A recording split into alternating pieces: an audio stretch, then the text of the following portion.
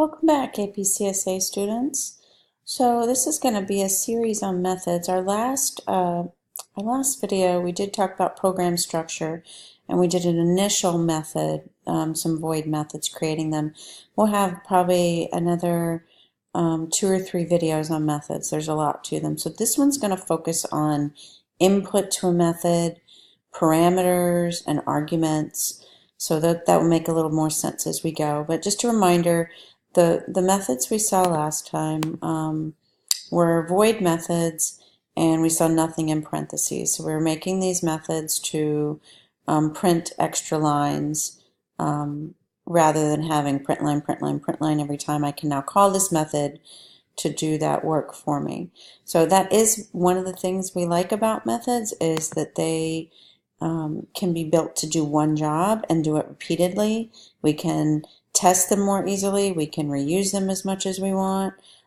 Different people can develop different methods and then put them together for one big program.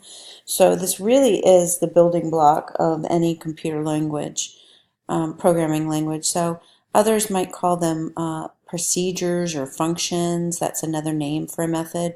But in Java, we call them methods. So we're still talking about these types of structures, and we want to remember that when we build them in our class that we kind of stack these methods on top, but we want to start thinking about them as doing one job, one task repeatedly. So in terms of input, so I said this video is about input to methods. What we're going to be looking at is our methods now, and so here's a generic syntax for a method with input. Is going to have something inside this parentheses now. So, and when I call the method, I'm also going to pass it something inside parentheses. So sometimes seeing an example is the best way. So we have this square example. So in a lot of ways, it does look like the previous example we saw with new line and 3 lines. With the difference being that now I have something inside the parentheses here. And so I want to go ahead and use that debugger again. I think it's good to show that. So remember, if I hit the debugger, it doesn't do anything but run the whole program. But if I set a stop sign before I run the debugger, so I'm hitting the debug, not the run, before I hit the debugger, if I set that stop sign, it stops there, which is nice because then I can use this to step through one line at a time. And what we're going to see over here is, so I have the debugger window, it opens automatically, and I can go and browse my files still like I was before, but once I click debugger, it puts me on the Debug tab. So as I step through, what you're going to see is that I've made a variable, an integer variable called value, and it gets the value of 2. So you'll see 2 here, and it's showing me my variable. Now I'm on this line, and I haven't executed it yet. The highlighted line is the next line to execute. So you'll notice this is going to call the print square method. So here's that method definition, and it's now going to pass that variable value to it.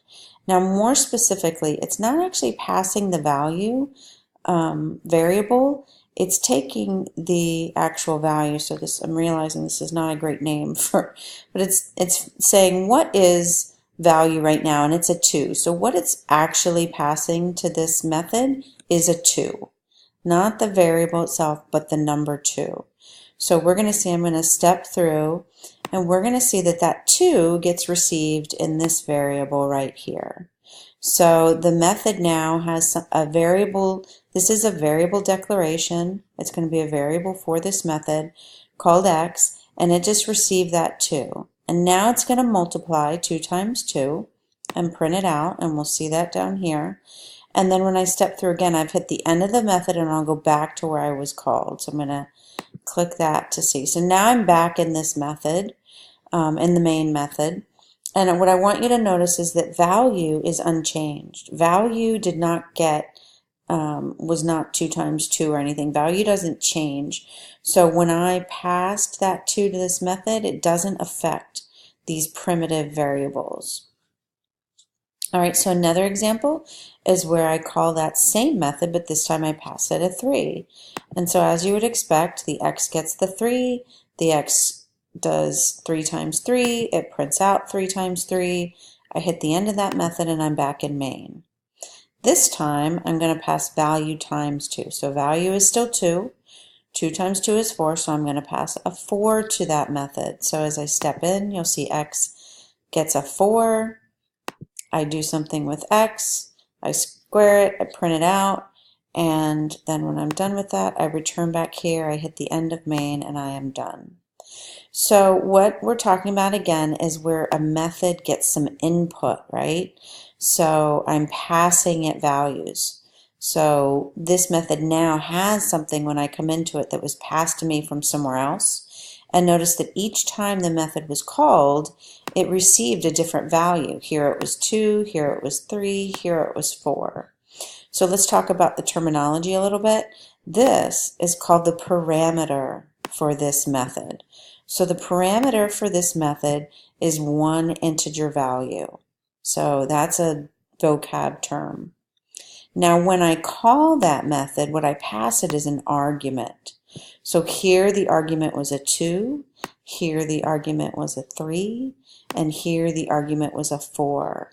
And indeed the argument gets matched up with the parameter and then it gets used in the method. So that's what this slide is giving you some of that terminology, but in terms of a slide. So just keep in mind that methods can actually have more than one parameter or they can have none. So in our new line, we saw one where there was no parameter in the method header. And then in the example that we just did, we saw where there is one parameter here. So one thing to keep in mind is that the type, the parameter type, has to match the argument type. So here I've kind of adapted that method, but you'll notice when I call it here, I'm passing it a string value, and when I'm calling that method here, I'm passing it a double. So don't confuse this print square with print line or system.out_print, right? That's a different method. This print square method is right here. See the names match? And so I'm passing it a string and I'm passing it a double. And this is going to be a problem because the parameter expects an integer.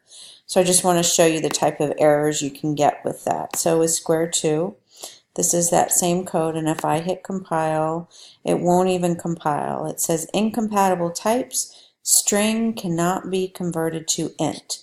So it's saying you can't pass a string to this integer variable because it's not going to know what to do with the string, right? So it is important that parameter and argument types match. So if this says integer, it needs to be an integer. So even if I fix this one to be an integer and I compile, you'll see that the second one has the same problem. So I can't, it's saying lossy conversion. This is a double, this is an int, it doesn't like it. So there is, if I were to make this a double, it doesn't mind making this a double. That's a little bit easier. But turning this into an int in the example before would have involved truncating. So sometimes it will warn us if we're going to truncate. So just notice here, I'm now going to get decimal values displayed, right? Because I made this a decimal now. So I passed it as 4. This got the value 4.0. It squared it and printed it. Passed 5.5, this got the value 5.5, squared it, printed it, and I leave. And when I leave this method, that x goes away. So this x keeps getting created and deleted. Every time I call the method, it's created. When I leave the method, it's deleted. So that's what this is talking about. So I just mentioned a minute ago that we can have multiple parameters. And so what that looks like is a method that gets passed multiple things, right? And we've actually seen examples like this. Math.max gets passed 2 numbers. So here you see this is the method name. You see it matches here. And we're passing it 2 values. And they're going to go into these 2 parameters. And then this method presumably is going to then do something with them. So can show you this example as well and multiply. So if I compile and I run, we'll see when A was 2 and B was 2 and we multiply them, we print out it's 4.0. And that's because these are doubles. Here I pass a 3 and a 4, I multiply them, and I get 12.0. I think I have, no, I don't want to do output yet. So let me see if I can, yeah, we definitely don't want to do output. So I'll go ahead and just kind of trace you through this one again so you can see the variables over here. I set the stop sign, I hit the debug, I step through. It's not variables this time, so I can't see what the values are here, but you'll see here A and B get the value 2. We multiply it, print it. I leave, and you see over here A and B go away. I call the method again, A and B get new values.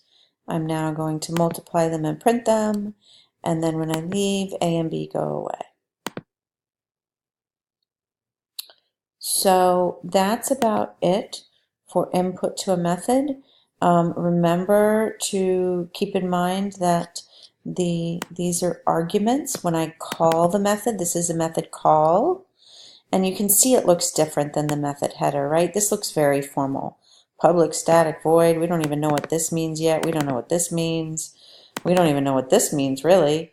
But it's got a lot of syntax to it, right? And I've got the type here, it's variable declarations inside. So this is my method header that's defining the method inside. Here is a call. The call is very simple. It just uses the name, and then it passes any parameters to it that the method can then use. And it's very important that the type can be converted to the type of argument can be converted to the specific parameter type. So why don't you go code some of these methods, tinker with it a little bit, and I will see you next time.